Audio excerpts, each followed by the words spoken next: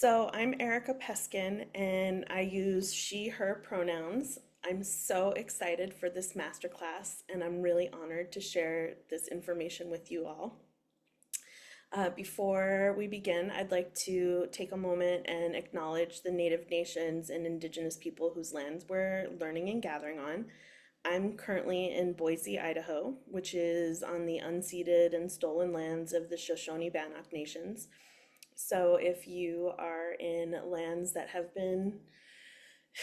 switched hands, take a moment to pause and connect with where you are, where you're joining and from, and please feel free to share where you are in the chat. And if you don't know which native lands you're on, I will post this resource in the chat and you can look it up.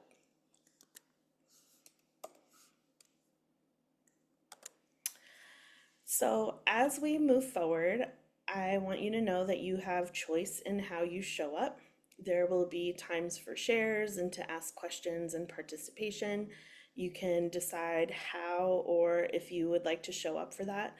And you can also decide if you want your camera on or off. If you need to nourish yourself or others, you can take care of that. Do what you need to do to have an enjoyable experience. If you need to move around, you know yourself and your needs best. As you can see, the Zoom is being recorded, so if you have a question or a comment that you prefer not be on the recording, either email me or wait until the end to ask after I turn off the recording. The recording will be available to people who signed up for the masterclass but couldn't make it live today, and will also be available for people who would like to watch the replay. I hope that you saw on the sign up page that I have a longer course to help practitioners deepen their trauma informedness. It's called Do No Harm Trauma Informed Coaching and Healing. And I will, in fact, be referring to it throughout the masterclass when there are topics that need more exploration and exposition that we don't have time for today. And I'm letting you know that so it's not a surprise. And with the hope that I can model some trauma-informed marketing and outreach techniques that operate with consent and awareness and aren't icky. And if at any point I do this imperfectly, I apologize and ask that you let me know so I can try to repair. You don't have to, of course, and if you don't want to do that in the moment, totally fine. You're welcome to email me or message me privately through the chat function. And if you don't consent to that and you want to leave the class, totally cool, please do what feels good and right for you. Some heavy subjects might come up today, so please do what you need to do to take care of yourself. Drink water, take a pause, take a few deep breaths, and then come back if you can. And lastly, I really want to acknowledge that every single person here and in the world has their own experience of lived trauma, and whatever that experience is, it is valid. And we are all continuing to live in the effects of the collective trauma of a global pandemic. We're all living in a very globally and politically uncertain time. So, whatever comes up today, please take care of yourself as you need to. A little bit about me and why I started doing this. My background is in social work, and I'm also a coach. As a social worker, I've worked with survivors of domestic violence and gender-based violence. I've worked with refugees, formerly incarcerated women, and I've worked in geriatric medical social work in home health and hospice. As a coach, I work with people in a few ways. I help identify desires and dreams and overcome limiting beliefs and fears that get in the way. I work with people on how money works. I work with people on mindset and increasing capacity and window of tolerance, which I will get to later today. I'm also a photographer, and I work with people on loving their bodies and taking absolutely awesome photos of them with or without clothing. So, training practitioners on trauma-informed practice was kind of a departure. But I felt called to create this masterclass and the longer course on trauma informed practice because of way too many stories about manipulative marketing, really questionable boundaries, clients having to educate their coaches about systemic oppression. And I keep on having clients who've worked with past coaches and healers who have been very trauma uninformed. And I've had my own crappy experiences too. And the thing is that there is so much potential for good in the personal development and coaching and healing and transformational industries. We literally help change people's lives. And something that isn't talked about enough in our work, I think, is the responsibility that we have as people who work with people. Like, we literally have our hands on people's bodies, in their brains, in their money, in their creativity, their energy. And that is so powerful. And with power comes responsibility.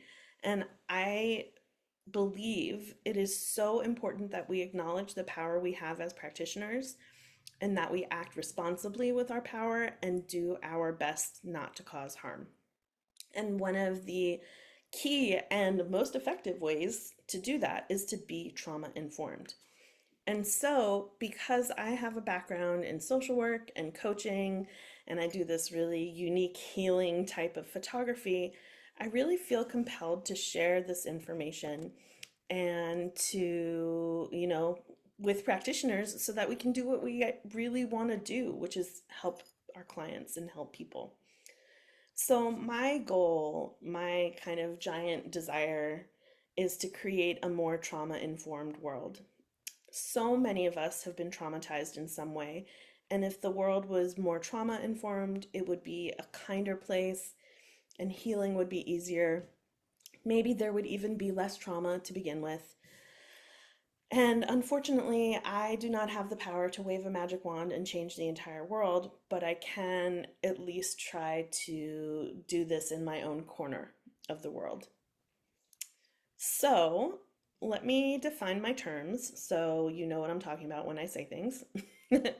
So, for our purposes today, a practitioner is pretty much anyone who works with people in a healery or coachy type way, who is not a trauma therapist or formally trained medical provider because they have their own trainings and we don't have that many of them. I mean, you are welcome to be here if you are formally a trauma therapist or a healthcare provider. Um, this is more directed towards a coach or a healer. So, what is a trauma? And so I've heard somewhere once that if you ask 20 trauma healers what their definition of trauma would be, you'd get 20 different definitions. And so here's how I conceptualize trauma. So trauma can be what happens when too much too fast happens to someone. It can also be too much too soon, too much for too long, and it's also not enough for too long. But my official definition is this one. And let me share my screen and you will get the slides, so don't worry about it.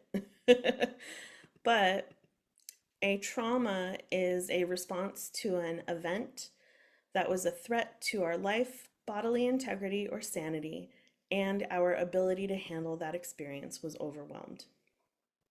So, in other words, something shitty happens and it overwhelms our ability to integrate it into our psyche. And that often involves a shattering of our worldview and the sense of safety and control that we have over our world. So, trauma is not the event or the experience, it's the response. Trauma is not a mental illness, but it can manifest into mental health symptoms. And trauma is not, or does not only have to be caused by one horrible incident in the past. It can also be caused by ongoing stressors. Let's see. Trauma can occur acutely, like once, or on a one-time episodic basis. It can occur chronically. It can also occur systematically, historically, ancestrally, or vicariously. And traumatic events and therefore trauma can occur throughout our lives. Early traumatic experiences tend to have really deep impacts throughout the lifespan, and at any age, trauma can cause lasting and various physical, health, economic, emotional, spiritual, cognitive, relational, and social impacts. So, trauma is shitty, right? Most humans, if not all, have a lived experience of trauma and continue to live in systems that add to and cause trauma. And one more thing to know, well, actually, there's a lot to know, but one more thing that I'm going to share here is that trauma is entirely subjective. You might consider an event or experience traumatic that I don't, for whatever reason, and also vice versa.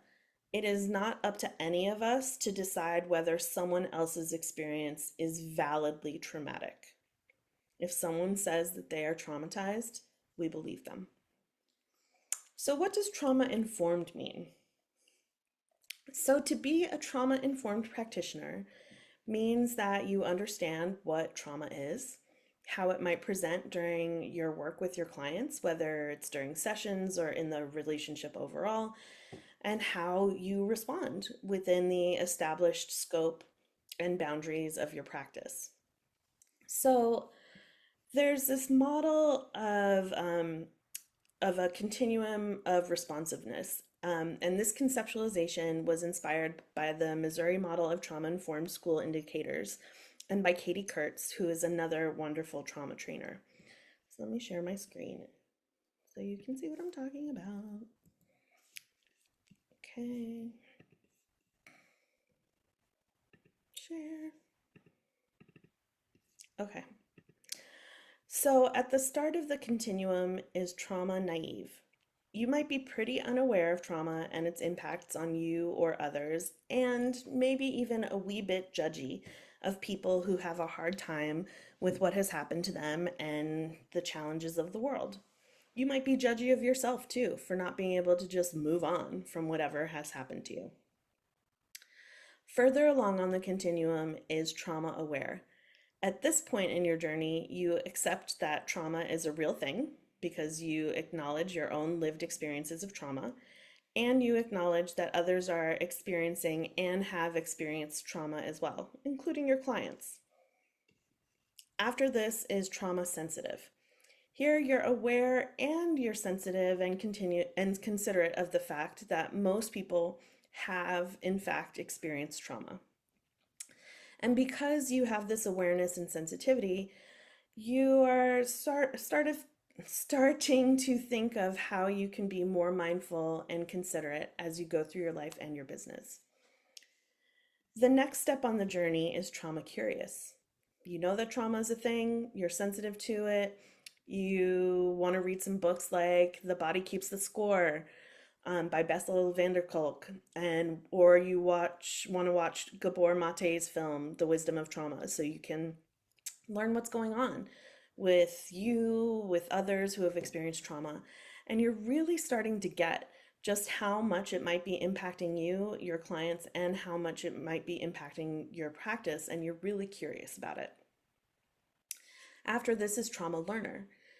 You know trauma is a big deal. It impacts you and your clients, and you know it is time to step into a practice where you are learning how to be a more effective and trauma-informed practitioner. So trauma-informed then is where you've taken a course or more courses led by qualified trainers who can help you understand the different kinds of trauma and its potential impacts. You have that awareness, you have that sensitivity, you've done some really good quality learning, you have that lens through which you can see clearly and use it to inform how you practice. So trauma informed means that you are caring and careful of how you market and conduct your practice. It does not mean that you are qualified to heal your client's trauma.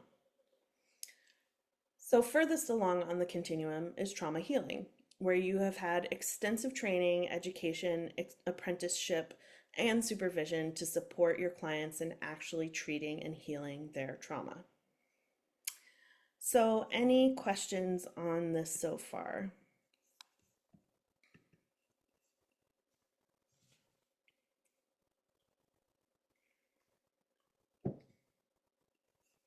All right. So, I see being trauma informed as like a harm reduction model. And if you're not familiar with that term, harm reduction is a term that began in the substance abuse world, and it refers to policies and practices to reduce the negative impacts associated with substance abuse and substance use.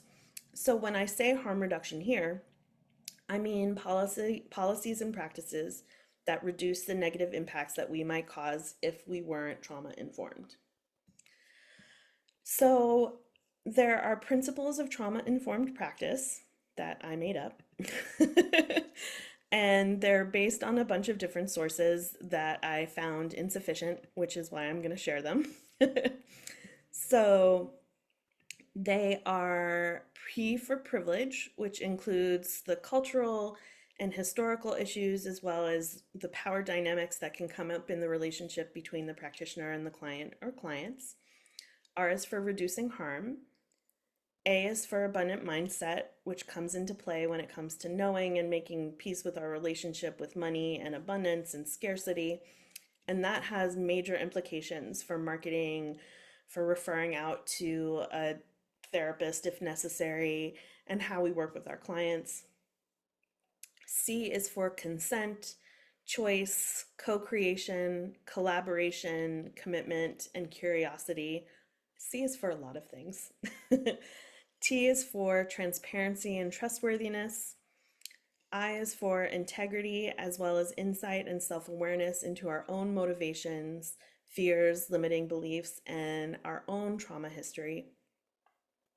C is for client centered container, which encompasses safety and scope of practice. And E is for education and skill development on trauma for ourselves as the practitioners. So, why is being a trauma informed practitioner so essential? Well, trauma is so prevalent, I'm sorry to say.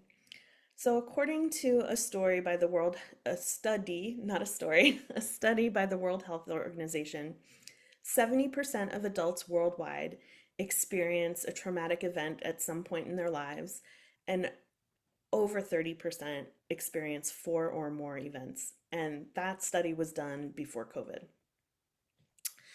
So there's also collective trauma, which, because of the pandemic, each of us has experienced. And honestly, we're still experiencing it. So collective trauma refers to the impact of a traumatic experience that affects and involves entire groups of people, communities, or societies. So not only does collective trauma have negative impacts on individuals, but it can also change the entire fabric of a community by impacting relationships, changing policies and governmental processes, and really alter the way society functions and changing its social norms. There's also systemic trauma, which are systems and institutions that cause trauma, maintain the trauma, and impact post traumatic responses. And what I'm talking about here are systems like white supremacy, capitalism, patriarchy, colonization, as well as other institutions that can involve systematic traumatizing experiences like schools, the military, hospitals and medicine, religions, law enforcement, work environments, and so on. So, all this to say, trauma is widespread within the population, and most of our clients will have a trauma history to a greater or lesser extent. Now, for some practitioners, it will not be an issue when you work with your clients. And yet, for others, it could get in the way of them making the changes that they want to bring about with their personal and career development. And also, because we practitioners are human, we also have experienced and carry trauma. And for some of us, that could seriously impact our practice, and for others, maybe not so much. So, trauma stuff can come up during sessions and our work with clients, and it can also come up during any part of the practitioner client relationship. So, being a trauma informed practitioner also means being trauma informed when it comes to your marketing, like your sales pages, your newsletters, your social media, the homework you assign, your enrollment conversations, and your onboarding, your one on one work, your group work, and I mean, pretty much everywhere, right? And it can really show up in almost any modality, mindset coaching, communication coaching, creativity coaching, parent coaching, business coaching, Reiki, massage therapy, doula, body work, pretty much any modality. So, there are some major risks of not being a trauma informed practitioner. And the main one is that we run the risk of causing damage, of hurting the people who have trusted us enough to pay us to help them in whatever way we help people. And to get a little bit more specific, like we run the risk of creating unhealthy power dynamics. We run the risk of not creating consensual space, of not getting consent from our clients. We run the risk of making assumptions, of overriding our clients with our own agendas. We run the risk of bypassing our clients' humanity and our own. We run the risk of centering ourselves in our work with our clients and pushing our comfort zone and agenda on them rather than what might be appropriate for our client. We run the risk of overwhelming them, pushing them too far and too fast. And we run the risk of prioritizing our own vision for them rather than their vision for ourselves. We run the risk of not referring out to a therapist when necessary. And, we run the risk of traumatizing our clients and ourselves. So, are there any other risks that you can think of? I mean, there are more. I just didn't want this to be like a big bummer. So, some concerns that practitioners have raised to me about being trauma informed is, will I start looking for signs of trauma in every single one of my clients and feel like I can't work with anyone? Another one is, ooh, it seems like a whole lot of work, you know. Um, Another one is feeling like you have to be over careful and like you have to walk on eggshells around every topic. Another fear, especially if you're empathic or you have a really vivid imagination, is like the fear of hearing about traumatic experiences in great detail. So, like fear of vicarious trauma. And another one that comes up quite often is like people don't really want to revisit all the mistakes that they might have made early in their practice, or maybe like this week, maybe yesterday. And if there are any other concerns or fears that come to mind, please feel free to put them in the chat. I want to address a few of these because they're pretty common. So, first of all, there's always concerns and fears when it comes to learning and implementing something new, so I just want to normalize that.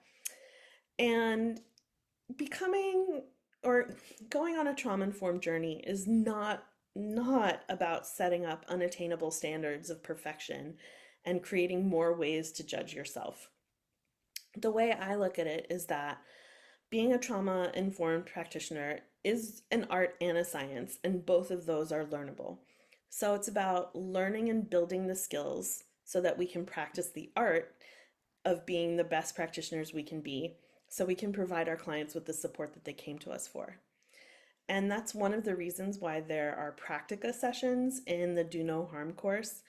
I want to give everybody who's enrolled in the course an opportunity to practice actually getting comfortable with the material within the container that supports growth and education so that like you can do it when you are talking with your clients and your clients don't have to be your guinea pigs. So One other thing that I want to speak to is the fear of holding space for traumatic experiences. Like, this is a big one and it's really legitimate. Like I said, if you're empathic or if you have a really vivid imagination, I mean, vicarious trauma is a real thing. And this is where self work, boundaries, and skillful communication are essential tools in your trauma informed toolkit. Cool. Did I just say cool tit? Toolkit. And this is one of the things that we cover in Do No Harm is how to navigate situations like this in order to protect you from the vicarious trauma and from your client, protect your client from feeling rejected when you set a boundary. Another concern is, judging yourself for the mistakes that you might have made in the past. And oh my goodness, I have so been there. I mean, I have made a lot of mistakes in the past. And this is another area where the self work is key, coming to terms with our own flaws and imperfections, and acknowledging and forgiving yourself when you make a mistake, and how to learn from it. And this, too, is an important piece of the self work that we do and Do No Harm. And what I'll say today is, like, as the brilliant poet and activist Maya Angelou said, when you know better, you do better. Our work is to forgive ourselves for not knowing better. And also, we need to do the work of learning and knowing better so that we can do better. So, having said all that, there are so many benefits of being trauma informed. So, first of all, here, let me share this so you can see.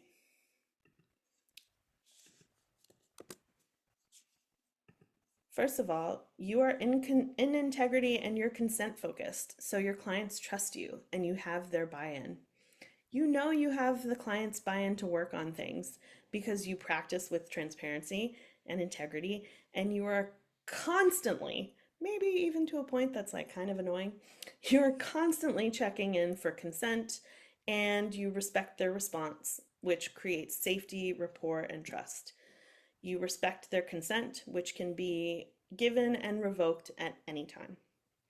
And because you're in integrity and consent focused, your clients feel safer with you because they are. They are actually safer. And it means that you know what to do and how to do it. And that's why they have made the decision to work with you. Another benefit is security. You know how to create a secure container for the work that you and your clients are doing together so they feel that they can go deep with you and do the work. And that means that they're just so much more likely to get the results that they came to you for. And you can do that because being a trauma-informed practitioner provides you with greater skills and confidence. You know what to do when or if a client gets activated during your work together. You know how to assess that. You know how to take steps to bring your client back into a regulated space and yourself too. And so you are more able to do the work that you love to do, and you have the confidence and skills to do it. You're more able to tackle deep subjects when or if they come up, and you also know how to kindly and gently refer to a therapist if necessary when it's appropriate. You know your boundaries, your personal trauma history, your triggers, your advantages and your privileges, and more. All of this helps you figure out when you need to seek support without burdening your client or causing damage to them. Or you might even have to let them go if it's not a good fit. Another benefit is that you are just so much less likely to do harm. You're so much less likely to harm your clients. You are so much more likely to actually support them in having the healing and transformation that they hired you for. Part of that, marketing and sales get so much easier because you're in integrity and transparent with what you're offering. So many of us transformational workers hate marketing. And I think it's a combination of issues with visibility and being seen and feeling like we have to do icky shit in order to market. Well, guess what? You do not have to do icky shit in order to market. Um, a couple of other like lesser known but really powerful benefits. One of them is reflecting back. You might be one of the few people that your client has entrusted with what happened to them and who honors what has happened to them. You might be one of the few people they feel safe enough with to share this with. And so you might be able to point out and reflect back to your client that they have experienced a trauma, and that might help them get the support they need. That is huge. I have a client, or I had a client who attended a really abusive school situation when they were younger. And, they were just kind of relating an anecdote. And with their permission, I reflected back like, um, that sounds horrifyingly abusive. Have you done any work? Have you gotten any support around this? And they were like, no, because I just thought it was a thing, and I was able to reflect back to them that, like, no, it's not a thing that everybody goes through. Like this is actually quite damaging or has the potential to have been quite damaging for you. And maybe like talk to a therapist about it. Obviously, I did this in a more skillful fashion and, over time.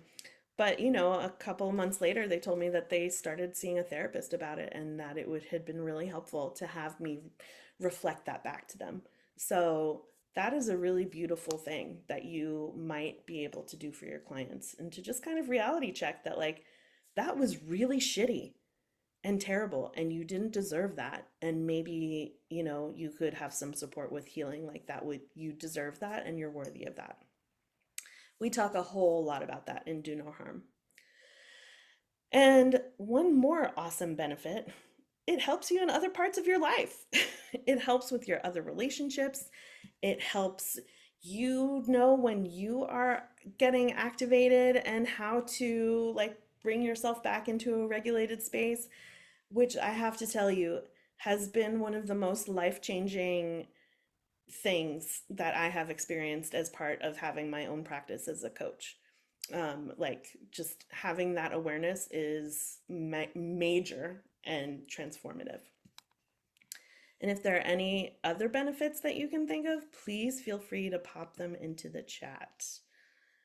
And also, let me just pause here so I can take a drink of tea in my You Rock mug, because we all rock, and check to see if there are any questions so far.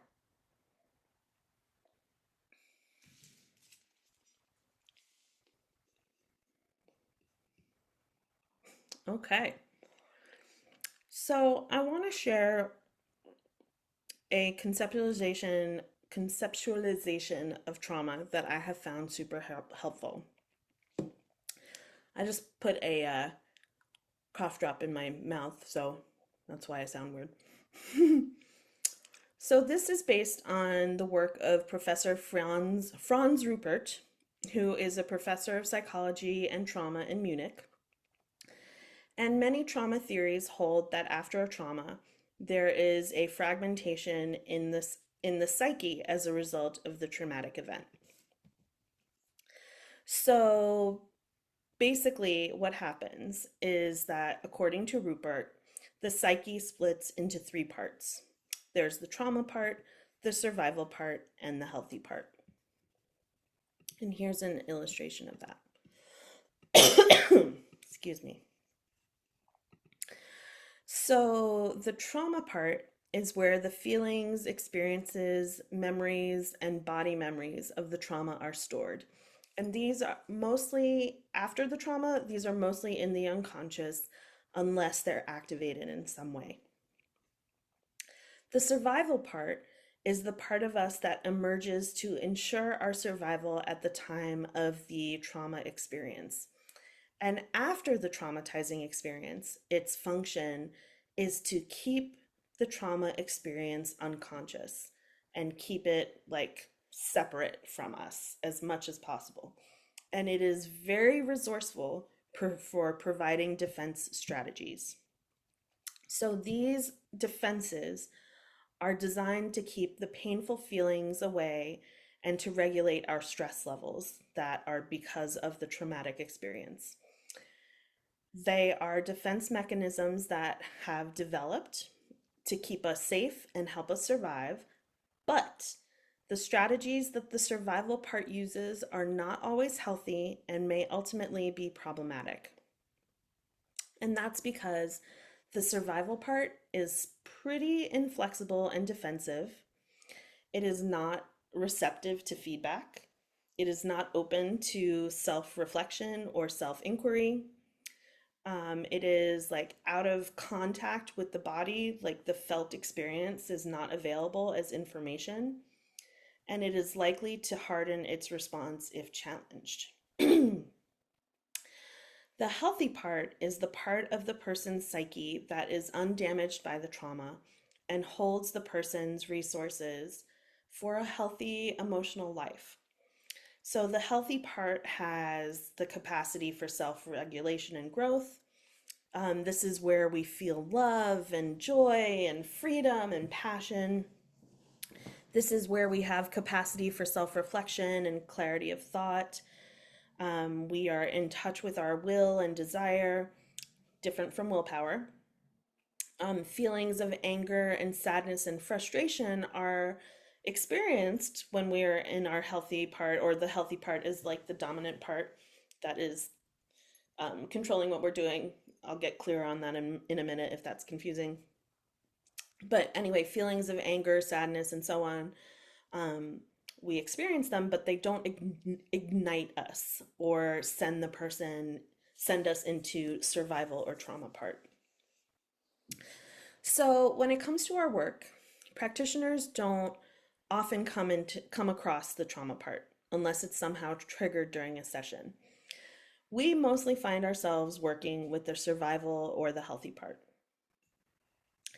And also, the strategies of the survival part are often what brings people to us. Clients come to us with issues like chronic pain, overwork and overwhelm, procrastination, limiting beliefs and fears, communication issues, relationship issues, stress, crappy self care, blocked creativity, and so on. So, if your client comes to you with a survival part issue, you can work with them. It doesn't mean that they can't work with you just because it might have been because of a trauma. You can still work with them. You're not treating the trauma. What it means is that it's up to you as the practitioner to use your skills and tools to redirect the client out of the survival part and into the healthy part in order to create the possibility of change and transformation. And it is definitely possible to do that. These parts are shiftable depending on how they're stimulated. So, just like the trauma and survival parts can be triggered by something like a noise or a question, the healthy part can be triggered too. So, as practitioners, we need to trigger the healthy part in order for the transformation and the client and the shifts that our clients came to us for. And this is something that we spend a lot of time on in Do No Harm. And some of the ways that we do that are to work with the concept of parts. So I'm using the word part a lot, and if you're familiar with internal family systems like Richard by the the model created by Richard Schwartz, this is a little bit different. But parts. Think, there are parts of us, right? We all have facets. So you want to work with the concept of parts. Like, I hear that part of you feels overwhelmed. I'm wondering what other parts of you are experiencing. Another thing that you can do is challenge assumptions about all or nothing choices or ways of being. We tend to be very all or nothing or zero sum in our thinking. So, like, if you're like, well, I just can't ever, advocate to my boss about something. I mean, is that really true? Really challenge those assumptions, gently, but like you can challenge them. And something else you can do is challenge the use of words like always, never, must, everyone, have tos, shoulds, and so on. Because those Those words are often demands or imperatives or signs of all or nothing thinking that can be worked with. So, even though a survival part issue might be what brings our clients to us, working with the client's survival part on shifting those issues does not work. The primary goal of the survival part is survival, and it will react to anything it perceives as threatening. So remember, the survival part is defensive, inflexible, and not open to feedback. So here are some things that can happen when we try to work with the client's survival part. They have difficulty, oops, nope. They have difficulty changing beyond a superficial or transactional level. They intellectualize as a defense. I never do that. No, never. They might seem or be really disconnected with their own body, like they can't identify their felt experience or tap into their gut feelings, have a really hard time tapping into their inner wisdom. They might also have really strong and fixed identifications with roles or diagnoses or feelings or behavior that the client sees as their identity. Like, I am the sort of person who always does blank. I am just an angry person, or I just never have the energy to do whatever. And they might have resistance to exploring alternatives. Again, the survival part is not coachable and is not changeable. It is not interested in change. It's not supposed to be. It is only interested in survival and suppressing the painful and scary feelings from trauma. Now, it might be from a specific trauma. It might be from trauma that has, developed over someone's life. Whatever it is, if you find yourself working with this client's survival part, you're going to have a really hard time working and making the shifts that your clients came to you for. Any questions about this model?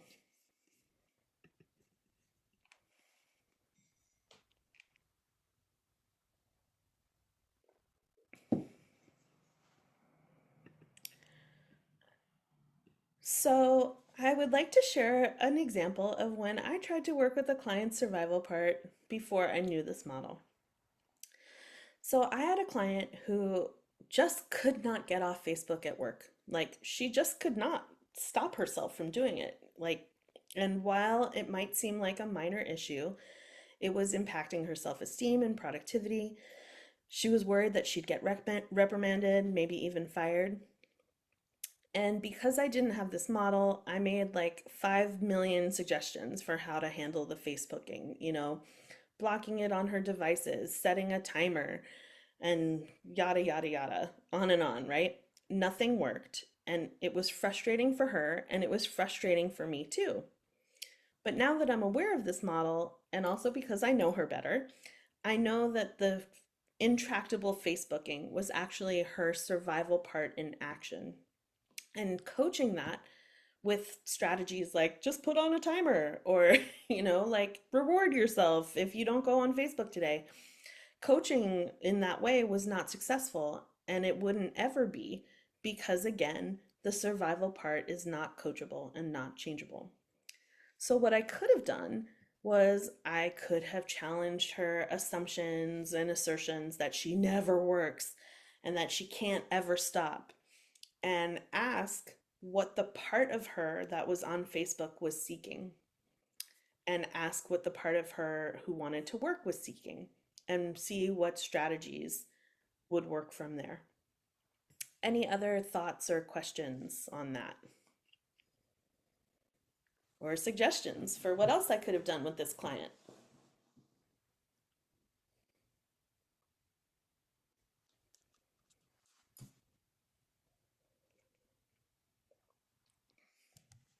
Okay.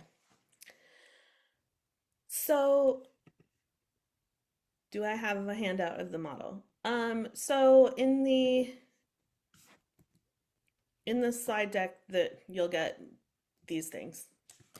And if you need more, then there's more in the Do No Harm course.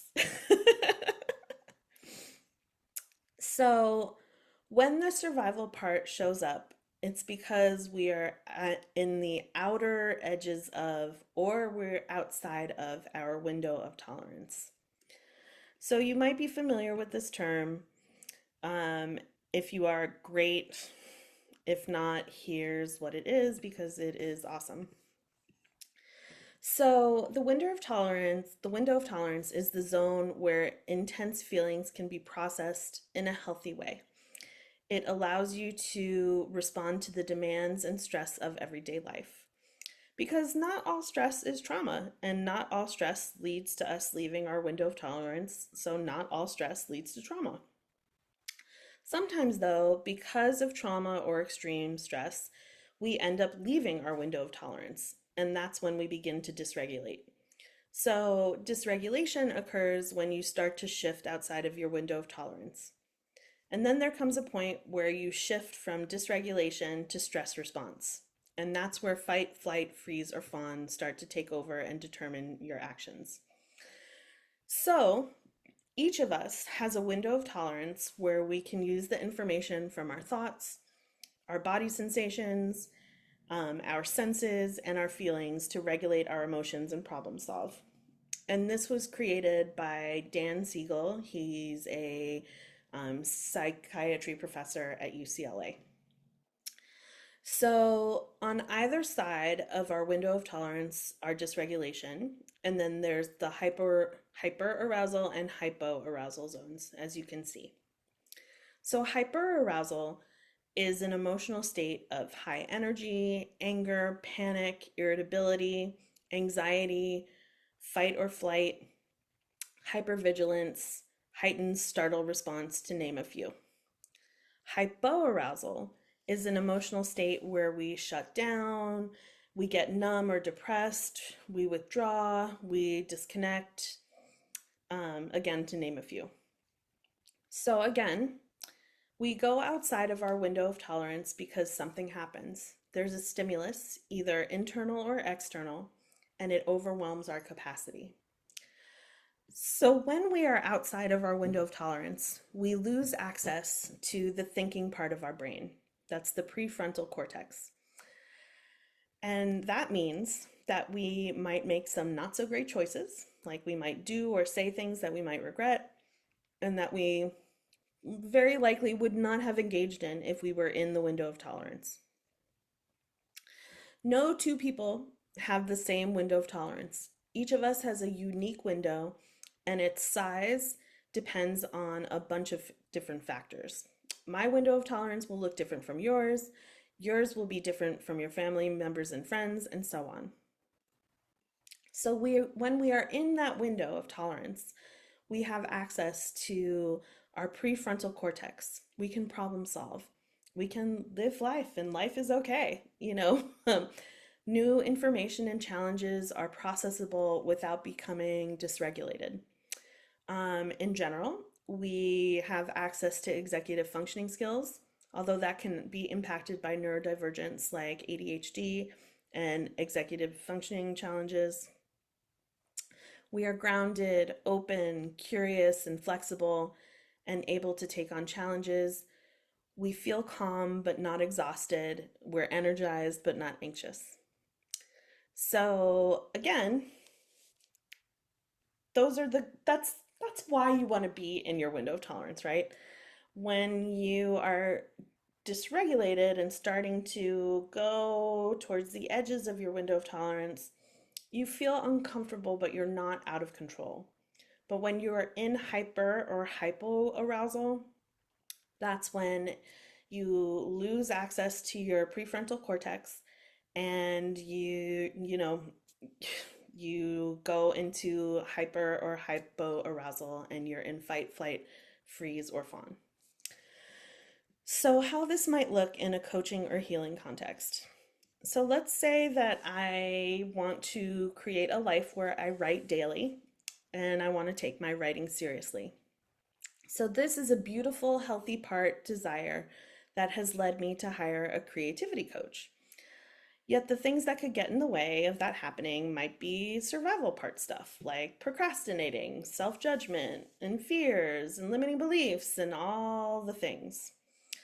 Or let's say that I'm going to a massage therapist because I'm in chronic pain and I hope that they will pummel them out of me.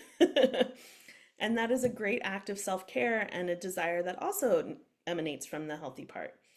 But also, maybe I eat some gluten or don't drink enough water and don't get enough sleep, and life is stressful, and I do other stuff that doesn't support that desire. And it's possible that those behaviors also come from the survival part, or they come from a dysregulated state, like I'm trying to comfort myself in some way.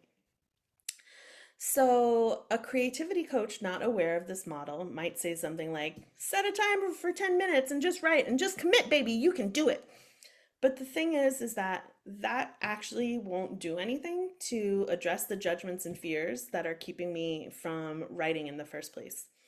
So while of course the creativity coach doesn't want to delve into therapy territory, they can access and activate the healthy part by asking healthy part activating questions and encouraging me to shift in that way and to come out of my survival part by making sure that I am acknowledging and valuing what my healthy part wants. And a massage therapist could massage the hell out of me, which might feel really good in the moment, and it really does. But it's not really addressing or shifting the other behaviors that are getting in the way of the pain management. So it's temporary relief, not long term relief. And in order to get that long term transformation, it's important for us to know Rupert's model and also the window of tolerance because they work together really nicely. So all this to say that you'll likely end up encountering the survival part at some point when your client is looking for some sort of transformation. And that survival part might make your client dysregulated, especially if you are trying to get that survival part, if you're working with the survival part in the session. Because remember, the survival part is not open to self reflection or change. So, in order to help your client access the healthy part, you need to help the client come out of dysregulation and then redirect them to their healthy part. And we spend a lot of time on this during Do No Harm, on learning to recognize when the client is either on the verge of outside of their window of tolerance or they're outside of it, how to shift them back into their window of tolerance and back to their healthy part, and how to work with the client when the survival part is what brings them to working with us. Any questions?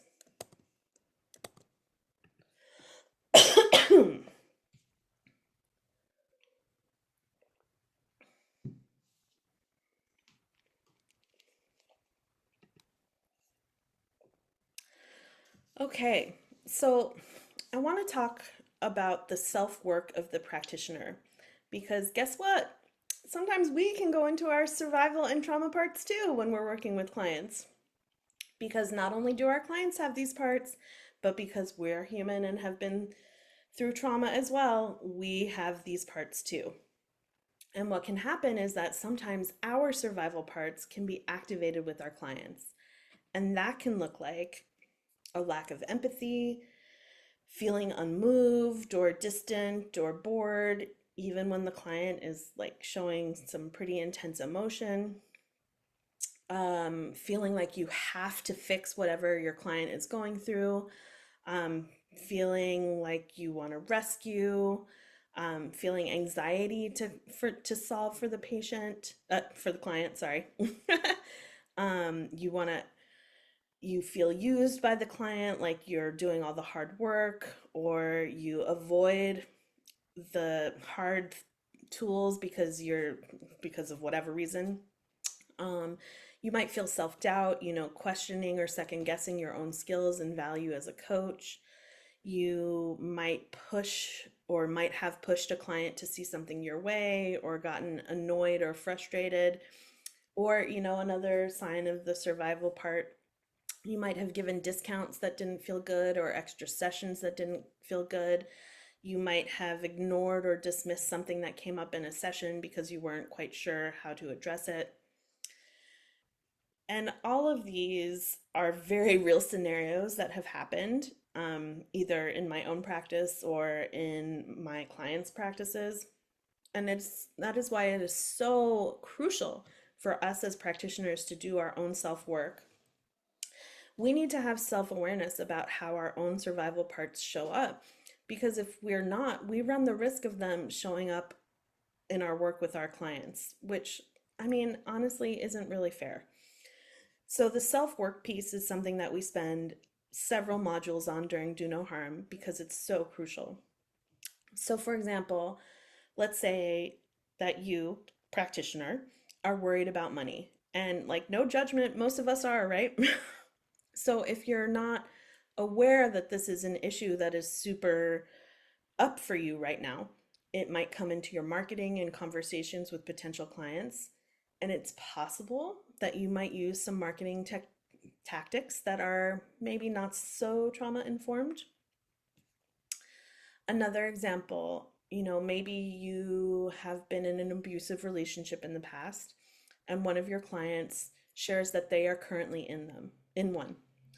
And it would be really easy and understandable to project your experiences onto them, maybe to overshare, maybe even put your client in the position of comforting and supporting you.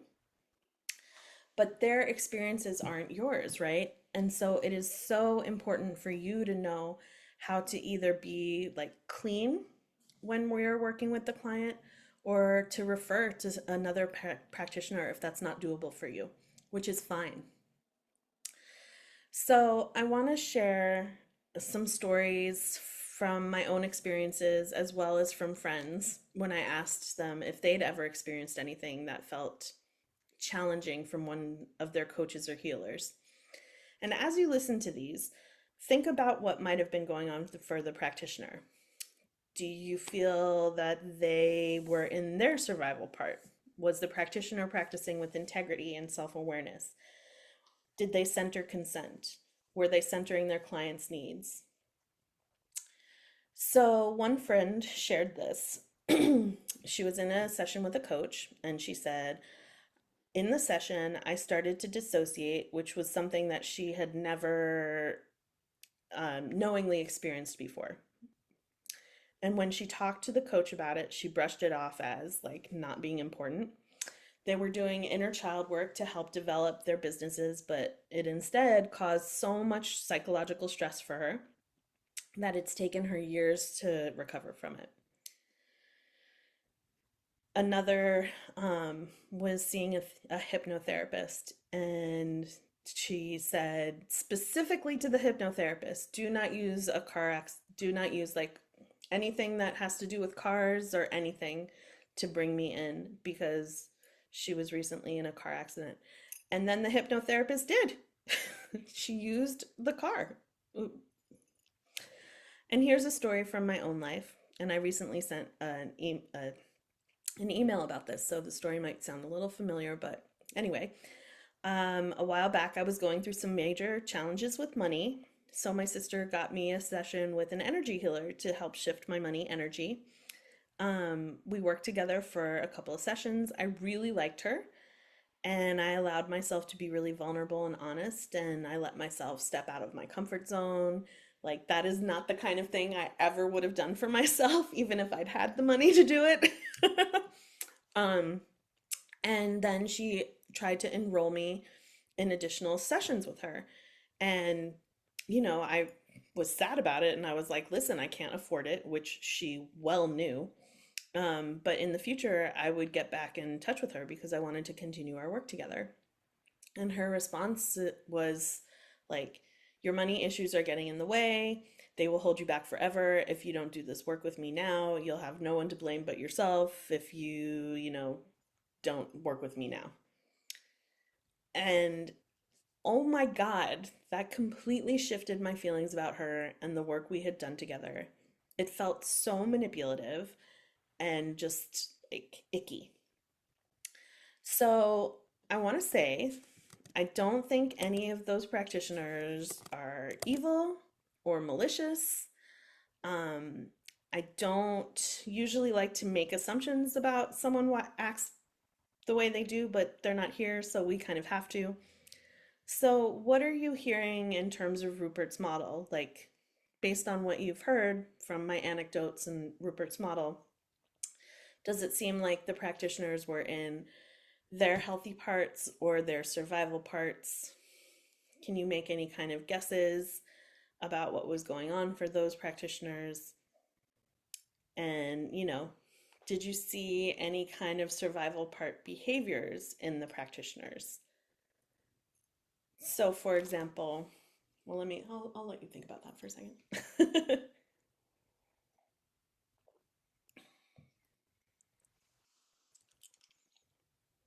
So, for example, I can assume that the practitioner who worked with me um, was having money problems of her own. And so she was kind of trying to get me to work with her some more. And the first one, where the client dissociated in session, I think the coach had no idea how to deal with it. And so they were like, not a big deal, moving on, and the hypnotherapist, honestly, I have no idea. Maybe they just didn't hear the client say that, which tells me that they were perhaps not entirely focused, or maybe they were trying to do something like, what's that called? Opposite effect. Anyway, they were like, okay, I will try to use something that they told me not to in order to bring them in, but they didn't do it with consent. So, any reflections or thoughts based on those examples?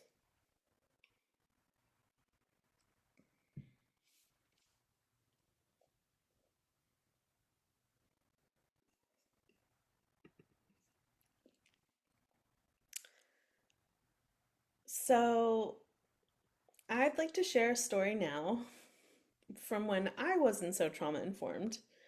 And this feels very vulnerable, but gotta share, So, once or twice a year, I lead an email based program called the Be Seen Challenge, which is about identifying and overcoming fears of being seen and visibility. And the way it works is that every day I email a topic and an action step for attendees to take on to overcome their resistance to being seen. And someone who was curious about enrolling in the program asked me to share what would be involved, like what the action steps are, what's needed. They very reasonably wanted to know what would be asked of them in order to see if they wanted to pay for it and do it. So I wanted to preserve the mystery of it all. And also, I was afraid that if I disclosed everything that I would be assigning, they wouldn't enroll, which would impact my self esteem and it would also impact my income. So I was vague about it and I dodged and deflected. Do you think they enrolled? They did not. So here's why they didn't. I wasn't being transparent. I wasn't respecting their needs for clarity and transparency so they could give informed and explicit consent. And I was allowing my fears and concerns to get in the way of respecting their needs, which was very survival part behavior. So, if we think about the stories that I shared a few minutes ago about the icky experiences that my friends and I had, and the story that I just shared, a key element here is self awareness on the part of the practitioner. So, if the practitioner, that's all of us, if we are not aware of our own fears and needs, we can't take care of them so that they don't spill over onto our clients. Or, we might be well aware of our needs and fears, but we might not know how to take care of them. So they still spill over onto our clients. So back to money again. If a practitioner is experiencing money fears or concerns, they might engage in some pretty questionable behavior in order to get some clients. Like when I was working with that energy worker, or when I was afraid of someone not signing up for the Be Seen challenge. Or they might have a really hard time referring the client to a therapist or to a more appropriate practitioner because they're afraid of losing the income. And again, this is something that we spend a whole lot of time on in Do No Harm. And I hope you can see why it's so important. Like, we need to know our relationship to our past trauma, and we need to differentiate between our own experiences and our clients. We also, and in the course, we explore those things. And we also explore how money fears and concerns might come up, how to cultivate an abundant mindset so that we can refer and let go of prospects and clients with love and care if we need to. We learn to recognize when we, as practitioners, might be in our survival parts in a session and how to manage that. And we learn how to care for ourselves if our clients share really hard shit, as well as how to lovingly and carefully set boundaries so we can protect ourselves and them too.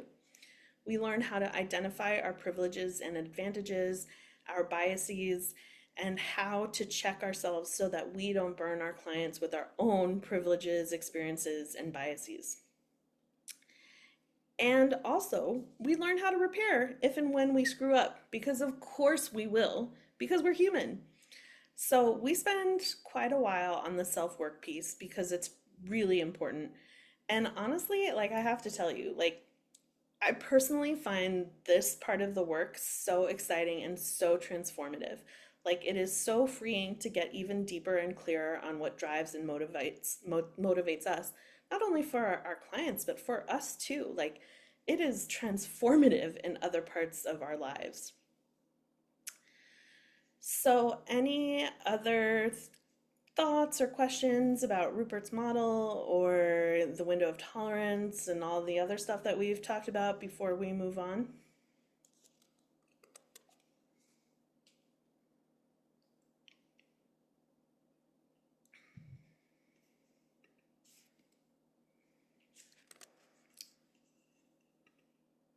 Okay.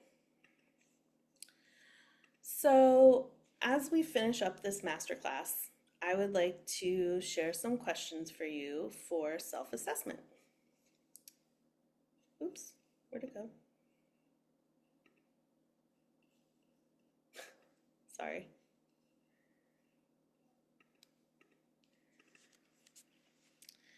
So, thinking back to the continuum of trauma responsiveness, where do you think you are? Trauma naive, trauma aware, trauma sensitive, trauma curious, trauma learner, trauma informed, or trauma healing?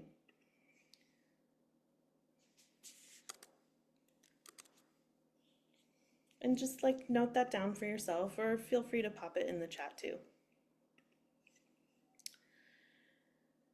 Do you consistently check your biases and your privileges when you're not only in your work with people, like, this is important in life, in this challenging world that we live in? It's really important to check your biases and your privileges and your filters.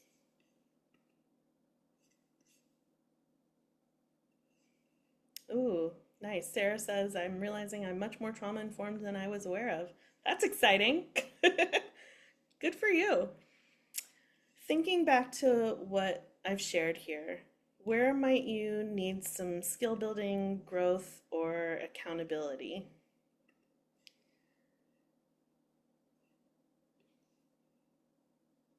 And maybe there are a couple. I mean, I still have areas where I am growing and seeking to grow.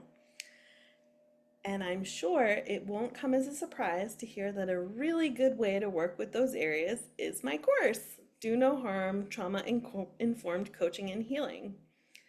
So my 6-month long course is starting next month, and it is specifically geared to help coaches and healers and transformational people to be trauma informed. And at the end, you will actually be able to call yourself a trauma informed practitioner on that continuum. So, some of the things that we go over and explore, we talk about um, we spend a bunch of time on understanding trauma and going into definitions like big T, little t, ACEs, or adverse child experiences. We have a module on collective and systemic trauma, as well as interviews and Q&As with guest speakers to talk about those. We go into great detail with Rupert's model, as well as other models for understanding how to work with and around trauma, the principles of trauma-informed practice and how to embody them in your practice, understanding the brain and stress responses and the window of tolerance. You'll learn how to recognize when your client's survival or trauma parts are activated, and yours too, and what to do. Strategies for activating the healthy part when the survival part is what brings the person to working with you. The self-work necessary to being a trauma-informed practitioner. Practicing how to refer out and repair trust if there's been a rupture in the relationship.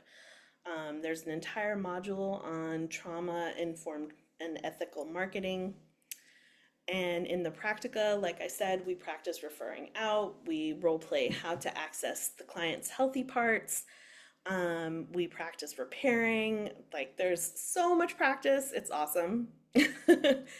You receive languaging for onboarding your clients, suggestions for what to include in your documents, best practices for how to be trauma-informed in one-on-one sessions, group sessions, whether you hold space in person as well as virtually, and more. In terms of how it works, the modules are recorded, and every 2 weeks there are gatherings for Q&As, discussion, and practica. And it's basically kind of like a trauma-informed mastermind, which is really awesome. Oh, and our guest speakers will talk about diversity and systemic trauma, like I said, polyvagal theory, colonization, and more. So, in the spirit of transparency and integrity, I would like to share a few things. So, for this cohort, it will, okay. You'll also learn how to do all these things: creating a container, doing deeper and more profound work, acknowledging ruptures and issues, holding and working with your fears and patterns and limiting beliefs and behaviors, infusing in consent and choice in all areas of your practice. I said all these things already. Okay, so here we go. Sorry, I sped through that. So for this cohort, it's $2,000 for the 6 months. It'll be significantly more when I offer it again in 2026. Also for this cohort, and also for people who listen to and are present for or watch the replay of this masterclass, I'm offering lifetime access to the course. So no matter how many times you take it, if you enroll now, you get lifetime access to the course and you don't have to pay another cent. That offer is not on the website, and it's also not going to be reiterated anywhere except here and in the email that I'll send after this. So I am very committed to accessibility, and I've provided options for payment plans. If you would like, or you need a different payment plan, please don't hesitate to reach out. I'm happy to extend it. Like I said, I want to make it accessible. There are also scholarships and partial scholarships available. If you're interested in learning about those, please email me so I can get that info to you. I'm not a big believer in over emailing people. So, I'll send a few your way and trust that you will join the course if you feel called to, and won't if you don't. If you do have questions about the course and whether it's right for you and your practice, please feel free to set up a time. We can chat one-on-one. I will send the recording about the information about the course shortly, but let me send this to you or post this in the chat right now so you can check it out. And that's what I've got for you for today. I'm happy to stay on for a few more minutes to answer any questions about the course or anything that came up during the masterclass. And I really appreciate your time and your presence today. I'd love to hear what you're taking from today, and I will stop the recording. But before that, thank you again. I so appreciate you being here and being on this journey of trauma-informed practice. The more of us, the better. Okay, stop recording.